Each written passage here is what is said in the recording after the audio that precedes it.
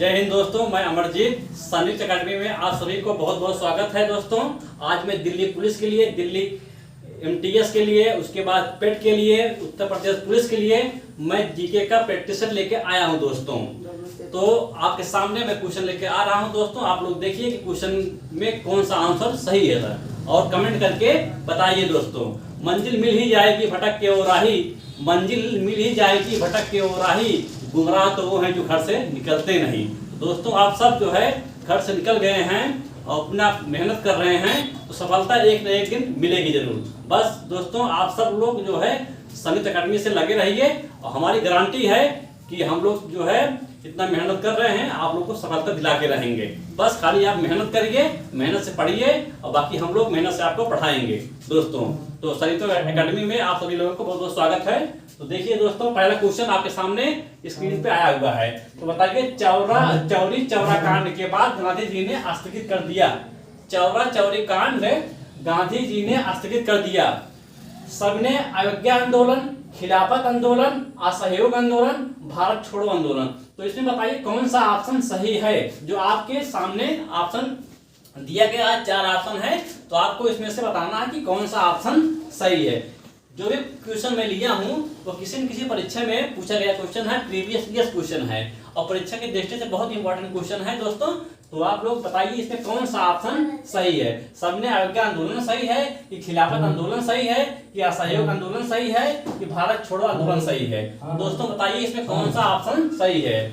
तो इसमें option number C सही है। इसमें ऑप्शन नंबर सी सही है। असहयोग आंदोलन इसमें सही है।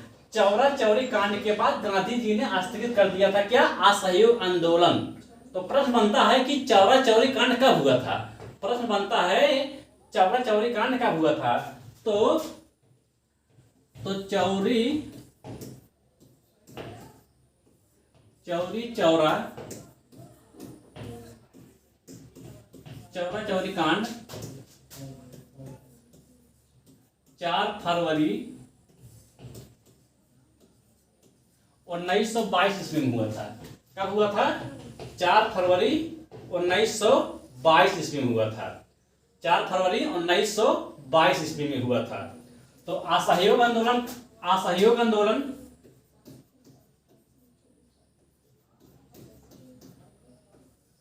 असहयोग आंदोलन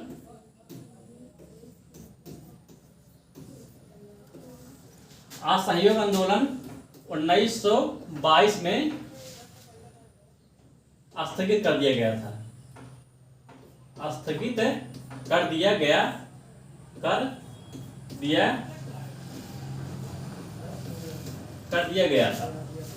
चौरा चौरी कांड 4 फरवरी 1922 में हुआ था। असहयोग आंदोलन 1922 में स्थगित कर दिया गया था। अब प्रश्न बनता है कि चौरा चौरी कांड 1922 ईस्वी में जब हुआ था, तो असहयोग आंदोलन क्यों स्थगित कर दिया गया था। प्रश्न है कि असहयोग आंदोलन क्यों स्थगित कर दिया गया था। तो असहयोग आंदोलन इसलिए स्थगित कर दिया गया था कि क्योंकि 4 फरवरी 1922 ईस्वी में जो है जनता एकदम आक्रोश में आ गई थी। जनता जो है एकदम आक्रोश में आ गई थी, और जो है पुलिस चौकी में जो है आग लगा दी थी। जनता के द्वारा पुलिस चौकी में आग लगा दिया गया था, जिसमें 22 पुलिसकर्मी जो है जल गए थे जिंदे। 22 पुलिसकर्मी जो है कितने? 22 पुलिसकर्मी 22 पुलिस जिंदा जो है जिंदा जल गए थे। जिंदा जल गए थे। इसी के कारण जो है गांधी जी जो है असहयोग आंदोलन को स्थगित कर दिया था। इसी के कारण जो है गांधी जी ने असहयोग आंदोलन को स्थगित कर दिया गया था। तो सर देखिए इसमें चौरी चौरा कांड के बाद गांधी जी ने स्थगित कर दिया था क्या? असहयोग आंदोलन। तो असहयोग आंदोलन का स्थगित हुआ था 1922 ईस्वी में। चौरा चौरी कांड कब हुआ था? 4 फरवरी 1922 ईस्वी में। तो असहयोग आंदोलन क्यों स्थगित हो गया था? क्योंकि चौरा चौरी कांड जो हो गया था, 22 पुलिसकर्मी जो है जिंदा जल गए थे। जनता आक्रोश में थी, जनता के द्वारा पुलिस चौकी को आग लगा दिया गया था। इसी कारण जो है गांधी जी ने दुख के कारण जो है स्थगित कर दिए थे असहयोग आंदोलन। अब आगे देखिए क्वेश्चन नंबर 2 क्या कह रहा है। क्वेश्चन नंबर 2 है कि क्रिप्स मिशन भारत कब आया। क्वेश्चन नंबर 2 है कि क्रिप्स मिशन भारत कब आया था। 1946 में आया था, 1942 में आया था, 1945 में आया था, 1950 में आया था। तो बताइए इसमें कौन सा ऑप्शन सही है? आप लोग बताइए क्रिप्स मिशन भारत कब आया था? तो क्रिप्स मिशन जो भारत आया था वो 1942 में आया था। कब आया था? 1942 में आया था। 1942 में आया था। क्रिप्स मिशन कब आया था? 1942 में आया था। अब आगे देखिए क्वेश्चन नंबर 3 क्या कह रहा है। 1939 में सुभाष चंद्र बोस किसे हराकर कांग्रेस पार्टी के अध्यक्ष चुने गए थे? 1939 में सुभाष चंद्र बोस किसे हराकर कांग्रेस पार्टी के अध्यक्ष चुने गए थे? तो आप लोग बताइए इसमें कौन सा ऑप्शन सही है दोस्तों? कमेंट करके बताइए कि इसमें कौन सा ऑप्शन सही है। इससे मुझे जानकारी मिलेगी कि हाँ कितने लोगों को क्वेश्चन आ रहा है, कितने लोगों को क्वेश्चन नहीं आ रहा है। तो कमेंट करके जरूर बताइए, लाइक कर दीजिए और अपने दोस्तों के बीच में दोस्तों शेयर भी कर दीजिए, जिससे हमारा जो भी वीडियो पड़ेगा वो वीडियो आपके पास तुरंत आ जाएगा। तो आप लोग जो है शेयर जरूर कर दीजिए, लाइक कर दीजिए, सब्सक्राइब कर दीजिए दोस्तों। तो बताइए 1939 में सुभाष चंद्र बोस किसे हराकर कांग्रेस पार्टी के अध्यक्ष चुने गए थे? पहला इसमें ऑप्शन है मौलाना अबुल कलाम आजाद, पट्टिभी सीतारामैया, जवाहरलाल नेहरू, पीवी पटेल। बताइए इसमें कौन सा ऑप्शन सही है? तो इसमें ऑप्शन नंबर बी सही है। इसमें ऑप्शन नंबर बी सही है दोस्तों। ऑप्शन नंबर इसमें बी सही है। तो क्वेश्चन आपके सामने है, ऑप्शन आपके सामने है, तो आप लोग भी कमेंट करके बताइए। तो इसमें ऑप्शन कौन सही है? पट्टिभी सीतारामैया। तो इसमें ऑप्शन नंबर बी सही है। पंडित जवाहरलाल नेहरू जो है, पंडित जवाहरलाल नेहरू ये भारत के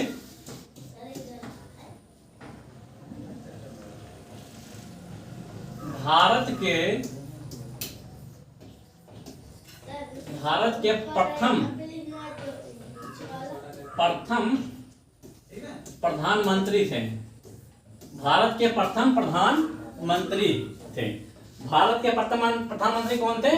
पंडित जवाहरलाल नेहरू। पंडित जवाहरलाल नेहरू भारत के प्रथम प्रधानमंत्री थे। ठीक है। मौलाना अबुल कलाम आजाद, इन्हें संविधान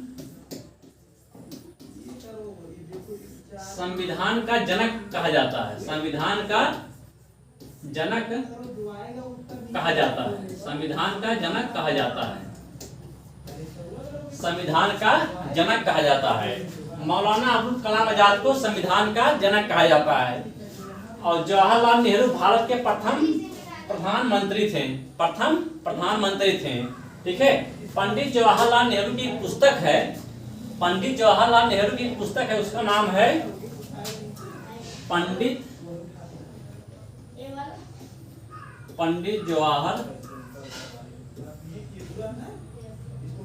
जवाहरलाल नेहरू की पुस्तक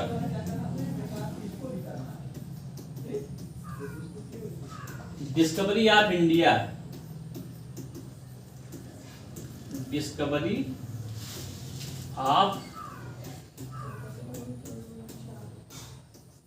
Discovery of India. Pandit Jawaharlal Nehru की पुस्तक डिस्कवरी ऑफ इंडिया है। डिस्कवरी ऑफ इंडिया है।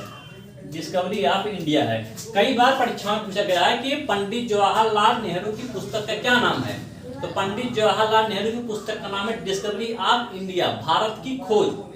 क्या? भारत की खोज। हिंदी में कहते हैं भारत की खोज, इंग्लिश में कहते हैं discovery of India. Pandit Jawaharlal Nehru जो है डिस्कवरी ऑफ इंडिया में लिखे हैं कि हम और आर यहाँ के निवासी नहीं है। उन्होंने लिखा था कि हम और आर यहाँ के निवासी नहीं है। इसी पुस्तक में लिखा गया है कि हम और आर यहाँ के निवासी नहीं हैं। और एक इतिहासकार जो है डिस्कवरी ऑफ इंडिया, ठीक, डिस्कवरी ऑफ इंडिया। अब आगे देखिए क्वेश्चन नंबर 4। गांधी जी से दक्षिण अफ्रीका में मिलने निम्नलिखित में कौन गया था? गांधी जी से दक्षिण अफ्रीका में मिलने निम्नलिखित में से कौन गया था? पहला ऑप्शन है बाल गंगाधर तिलक, दूसरा ऑप्शन है सरदार पटेल, तीसरा ऑप्शन है गोपाल कृष्ण गोखले, चौथा ऑप्शन है जवाहरलाल नेहरू। तो आप लोग बताइए इसमें कौन सा ऑप्शन सही है? गांधी जी से दक्षिण अफ्रीका में मिलने निम्नलिखित में कौन गया था? तो बताइए इसमें कौन ऑप्शन सही है दोस्तों, कमेंट करके बताइए इसमें कौन सा ऑप्शन सही है। जो ऑप्शन आपके सामने है, प्रश्न आपके सामने है, आप लोग कमेंट करके बताइए इसमें कौन सा ऑप्शन सही है। बहुत इंपॉर्टेंट क्वेश्चन है जो परीक्षा के दृष्टि से जो कई बार परीक्षाओं में पूछा गया है। तो आप लोग बताइए इसमें कौन सा ऑप्शन सही है जो यूपीएसआई 2015 में पूछा गया है। यूपीएसआई 2015 में क्वेश्चन पूछा गया है। देखिए यूपीएसआई 2015 में क्वेश्चन पूछा गया है। तो बताइए इसमें कौन सा ऑप्शन सही है। तो इसमें ऑप्शन नंबर सी सही है। इसमें ऑप्शन नंबर सी सही है। इसमें ऑप्शन नंबर सी सही है। गांधी जी से दक्षिण अफ्रीका मिलने निम्नलिखित में से कौन गया था। तो गोपाल कृष्ण गोखले गए थे। ठीक है। अब क्वेश्चन नंबर आगे देखिए 5 नंबर क्या कह रहा है आपके सामने क्वेश्चन है। महात्मा गांधी के राजनीतिक गुरु कौन थे। महात्मा गांधी के राजनीतिक गुरु कौन थे। दोस्तों बताइए महात्मा गांधी के राजनीतिक गुरु कौन थे। तो बताइए इसमें ऑप्शन नंबर गोपाल कृष्ण गोखले, बाल गंगाधर तिलक, अरविंद घोष, लाला लाजपत राय। तो बताइए इसमें कौन सा ऑप्शन सही है। जो आपके सामने प्रश्न भी दिया गया है, आपके सामने ऑप्शन है, आप बताइए इसमें कौन सा ऑप्शन सही है। तो महात्मा गांधी के राजनीतिक गुरु कौन थे। महात्मा गांधी के राजनीतिक गुरु जो थे गोपाल कृष्ण गोखले थे। कौन थे। गोपाल कृष्ण गोखले। महात्मा गांधी के राजनीतिक गुरु कौन थे। गोपाल कृष्ण गोखले थे। दोस्तों अब आगे देखिए क्वेश्चन नंबर क्या कह रहा है। क्वेश्चन नंबर 6 देखिए क्या कह रहा है आपके सामने है। भारत सेवक समाज की स्थापना किसने की थी। भारत सेवक समाज की स्थापना किसने की थी। जो क्वेश्चन आपके सामने है दोस्तों, ऑप्शन आपके सामने है। आप लोग सोचिए, विचार करिए और उसके बाद हाँ दोस्तों देखिए भारत सेवक समाज की स्थापना किसने की थी। भारत सेवक समाज की स्थापना किसने की थी। बाल गंगाधर तिलक, गोपाल कृष्ण गोखले, सुरेंद्रनाथ बनर्जी, दादा भाई नौरोजी। तो बताइए इसमें कौन सा ऑप्शन सही है। दोस्तों आपके सामने क्वेश्चन दिया गया है। तो बताइए इसमें कौन सा ऑप्शन सही है। भारत सेवक समाज की स्थापना किसने किया था। बताइए दोस्तों भारत समाज सेवक की स्थापना किसने किया था। भारत सेवक समाज की स्थापना किसने किया था। बाल गंगाधर तिलक, गोपाल कृष्ण गोखले, सुरेंद्रनाथ बनर्जी, दादा भाई नौरोजी। बताइए इसमें कौन सा ऑप्शन सही है। दोस्तों आप लोग बताइए इसमें कौन सा ऑप्शन सही है। बताइए कमेंट करके बताइए दोस्तों कौन सा ऑप्शन इसमें सही है। आपके सामने प्रश्न है, आपके सामने जो है ऑप्शन है, आप लोग बताइए इसमें कौन सा ऑप्शन सही है। ठीक है। सोचिए, विचार करिए, विमर्श करिए, उसके बाद बताइए इसमें कौन सा ऑप्शन सही है। गोपाल कृष्ण गोखले सही है कि सुरेंद्रनाथ बनर्जी सही है कि दादा भाई नौरोजी सही है कि बाल गंगाधर तिलक सही है। बताइए इसमें कौन सा ऑप्शन सही है। बताइए कौन सा ऑप्शन इसमें सही है। भारत सेवक समाज की स्थापना किसने किया था। बाल गंगाधर तिलक ने किया था। कौन किया था। बाल गंगाधर तिलक ने किया था। दोस्तों अब आगे देखिए क्वेश्चन नंबर 7 क्या कह रहा है। पूना समझौता 1932 किसके बीच हुआ था। पूना समझौता जो है 1932 किसके बीच हुआ था। बताइए दोस्तों पूना समझौता जो हुआ था यह किसके बीच हुआ था। नेहरू और अम्बेडकर के बीच हुआ था, गांधी जी और अम्बेडकर के बीच हुआ था, मालवीय और अम्बेडकर के बीच हुआ था, गांधी और नेहरू के बीच हुआ था। तो बताइए इसमें कौन सा ऑप्शन सही है। जो परीक्षा के दृष्टि से वेरी वेरी इंपॉर्टेंट क्वेश्चन है, कई बार परीक्षाओं में पूछा गया है और आगे भी परीक्षा में पूछा जाएगा क्योंकि क्वेश्चन बहुत इंपॉर्टेंट है। तो आपके सामने ऑप्शन दिया गया है, आप सामने प्रश्न है, तो आप बताइए इसमें कौन सा ऑप्शन सही है दोस्तों, और कमेंट करके बताइए दोस्तों इसमें कौन सा ऑप्शन सही है। इससे मुझे भी मालूम चलेगा कि आप लोगों को कितना क्वेश्चन आ रहा है। और दोस्तों लास्ट में जो है ये बता देना जरूर कि मेरा कितना क्वेश्चन सही हुआ है। ठीक है। तो पूना समझौता 1932 किसके बीच हुआ था। नेहरू और अम्बेडकर के बीच, गांधी जी और अम्बेडकर के बीच, मालवीय और अम्बेडकर के बीच, गांधी और नेहरू के बीच। तो बताइए इसमें कौन सा ऑप्शन सही है। तो इसमें ऑप्शन नंबर बी सही है। इसमें ऑप्शन नंबर बी सही है दोस्तों। ऑप्शन नंबर बी इसमें सही है। पूना समझौता 1932 में किसके बीच हुआ था। गांधी और अम्बेडकर के बीच में हुआ था दोस्तों। अब देखिए क्वेश्चन नंबर 8 क्या कह रहा है। क्वेश्चन नंबर 8 क्या कह रहा है। निम्नलिखित में से कौन सा देश पाक स्टेट से जुड़े हैं। निम्नलिखित में से कौन सा स्टेट जो है पाक स्टेट से जुड़े हैं। भारत और श्रीलंका, पाकिस्तान और चीन, ब्रिटेन और फ्रांस, दक्षिण कोरिया और उत्तर कोरिया। तो बताइए इसमें कौन सा ऑप्शन दोस्तों सही है। ठीक है। आपके सामने ऑप्शन है, बताइए इसमें कौन सा ऑप्शन सही है। उत्तर प्रदेश पुलिस 2018 में क्वेश्चन पूछा गया है।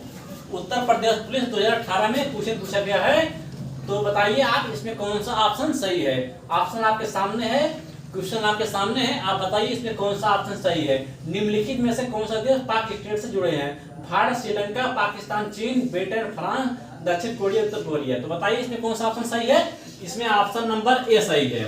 इसमें ऑप्शन नंबर ए सही है, भारत और श्रीलंका। अब देखिए क्वेश्चन नंबर 9 क्या कह रहा है। तो गार्डविन ऑस्टिन है एक, गार्डविन ऑस्टिन है एक, क्या दर्रा है, शिखर है, टेलीस्कोप आविष्कारक है, वो वैज्ञानिक है। बताइए इसमें कौन सा ऑप्शन सही है। उत्तर प्रदेश पुलिस 2018 में क्वेश्चन पूछा गया था, जो क्वेश्चन आपके सामने है।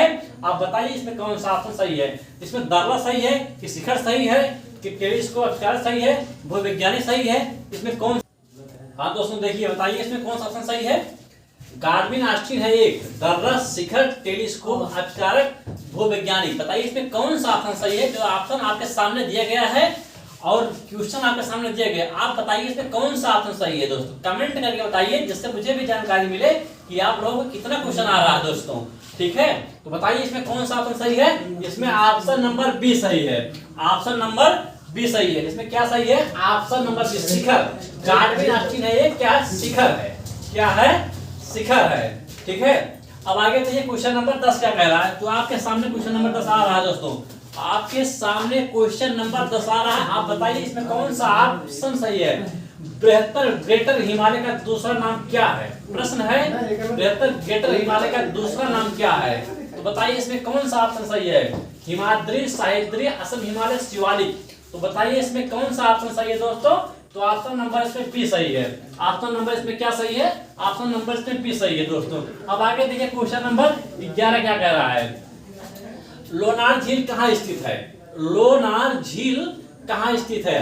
Railway police force, railway police force 2018 RPF में पूछा गया प्रश्न है। जो प्रश्न आपके सामने दिया गया है, आप बताइए इसमें कौन सा ऑप्शन सही है दोस्तों। बताइए इसमें कौन सा ऑप्शन सही है। बताइए लोनार झील कहाँ स्थित है। तमिलनाडु में है, केरल में, महाराष्ट्र में, गुजरात में है। तो बताइए इसमें कहाँ स्थित है। महाराष्ट्र में है। कहाँ है, महाराष्ट्र में। लोनार झील कहाँ पे स्थित है, महाराष्ट्र में दोस्तों।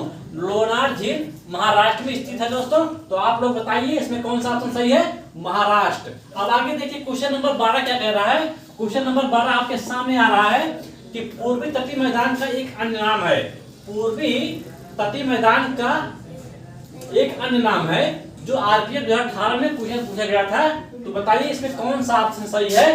पूर्वी तटीय मैदान का एक अन्य नाम है कोंकण तटीय मैदान, गुजरात मैदान, कोरोमंडल तटीय मैदान, मालाबार तटीय मैदान। तो बताइए इसमें कौन सा ऑप्शन दोस्तों सही है।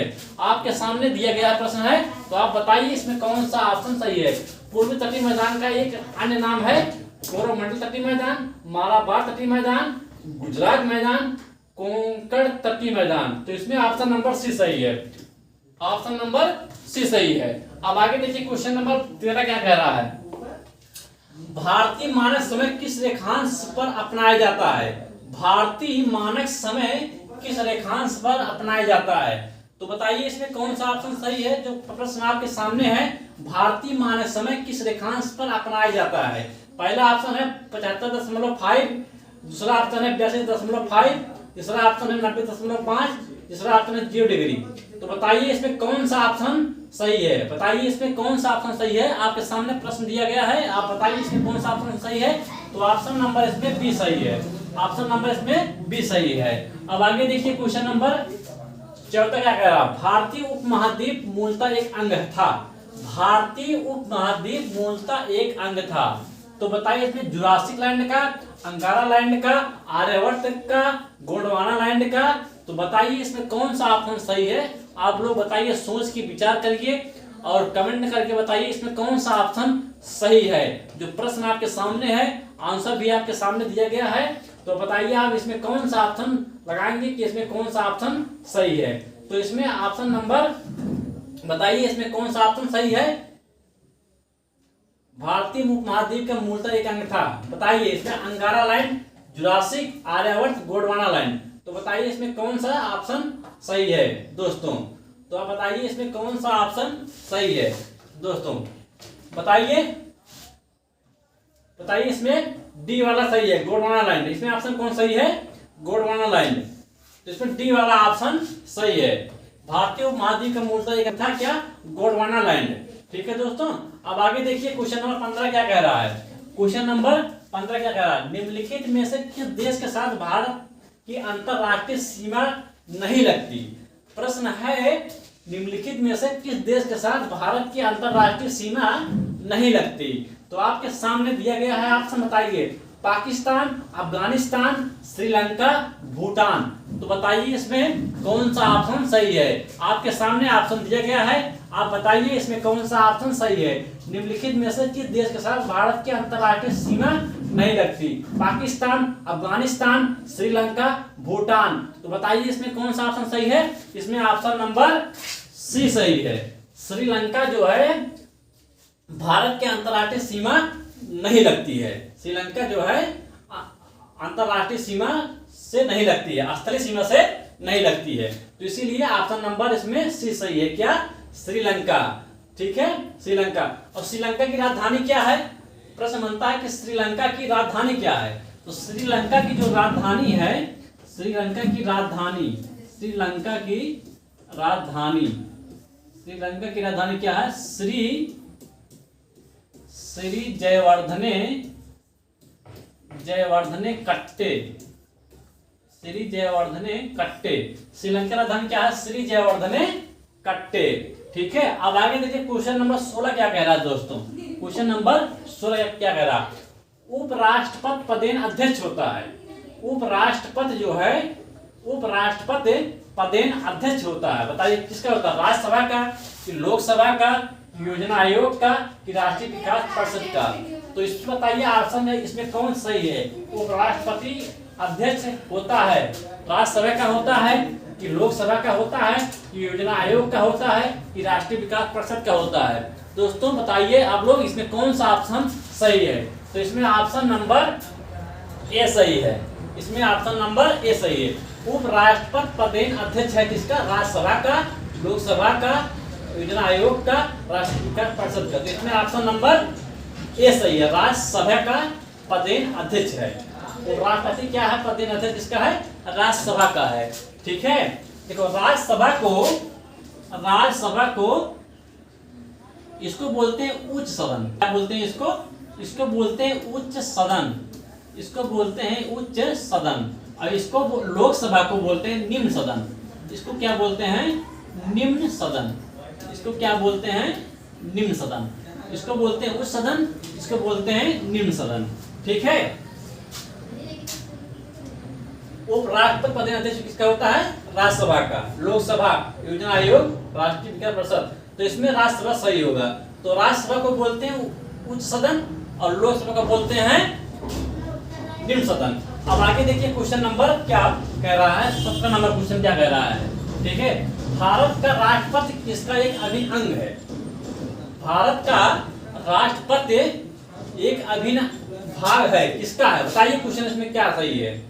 भारत का राष्ट्रपति किसका एक अभिन्न भाग है, लोकसभा का, राज्यसभा का, संसद का, मंत्रिपरिषद का। तो बताइए आप लोग इसमें कौन सा ऑप्शन सही है दोस्तों। भारत का राष्ट्रपति किसका एक अभिन्न भाग है, लोकसभा का, राज्यसभा का, संसद का, मंत्रिपरिषद का।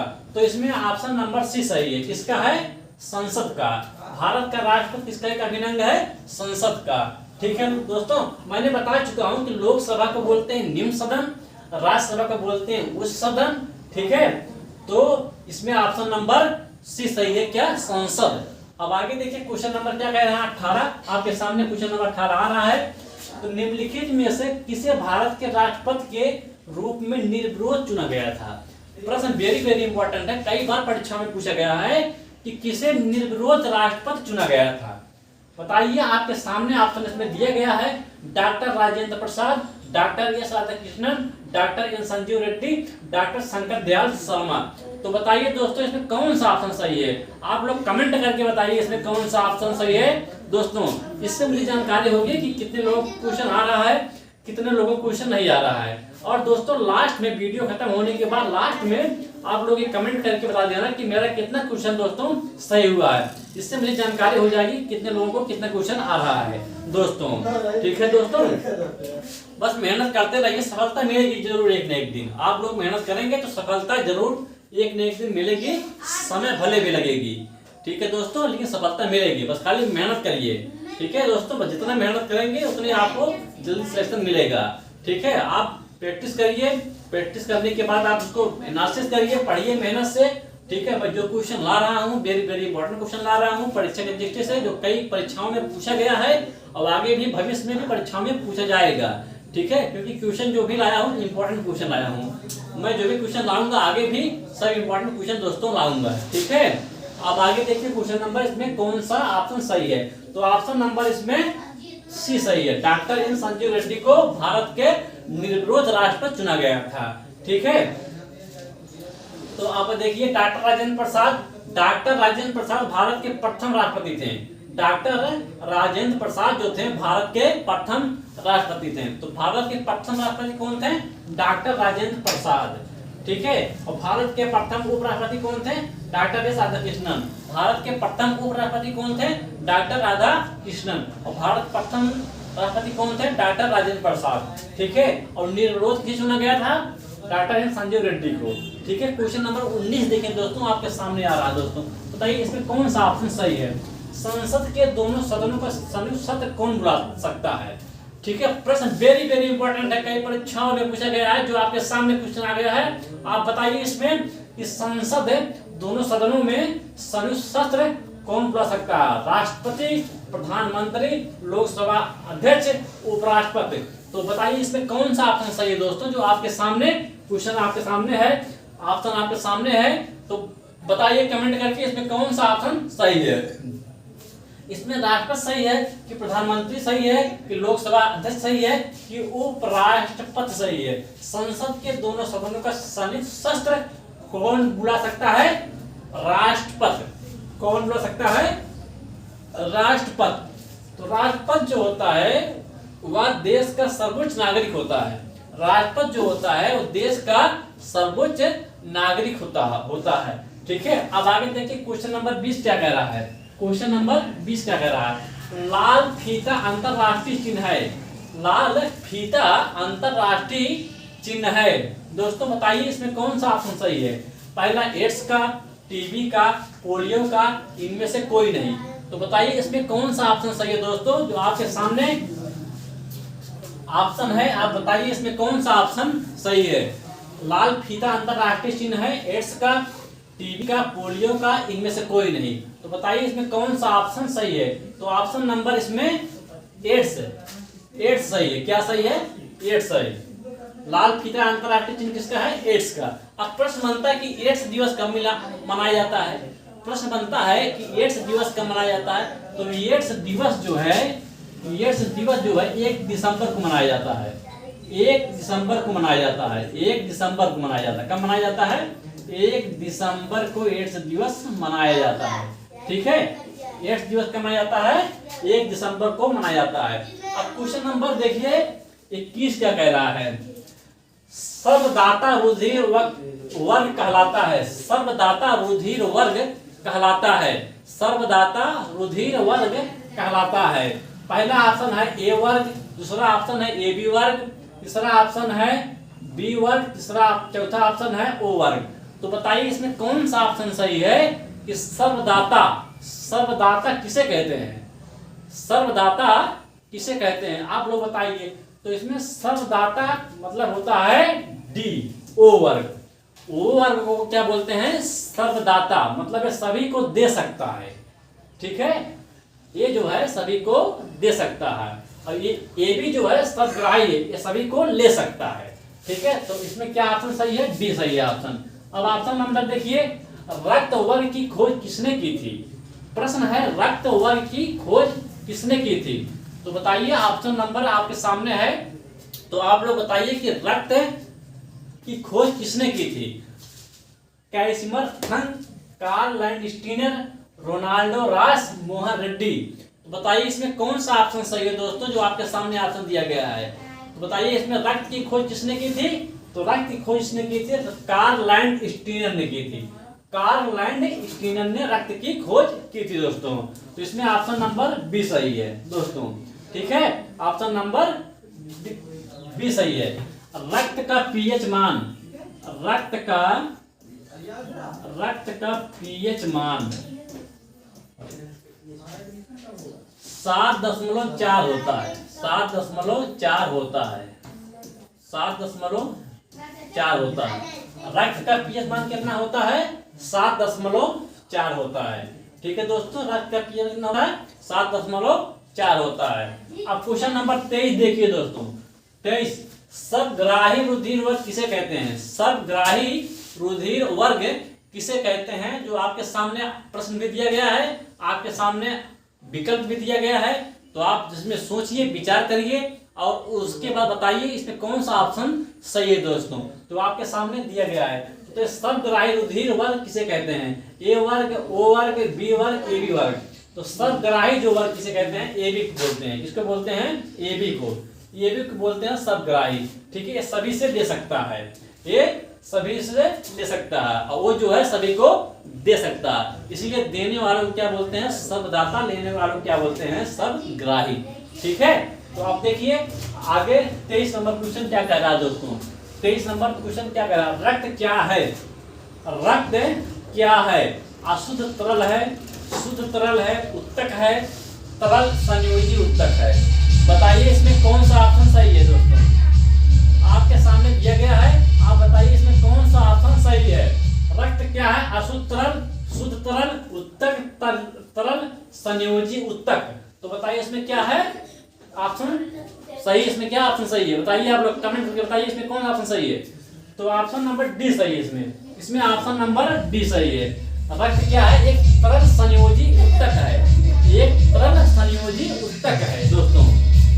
ठीक है, अब आगे देखिए क्वेश्चन नंबर 25। क्वेश्चन नंबर 25 क्या कर रहा है? कोशिका की खोज किसने की थी? कोशिका की खोज किसने की थी? कोशिका की खोज किसने की थी? Robert Brown, Robert Hooke, Robert Pierre, Ronaldo Raj. तो दोस्तों बताइए इसमें कोशिका की खोज किसने की थी?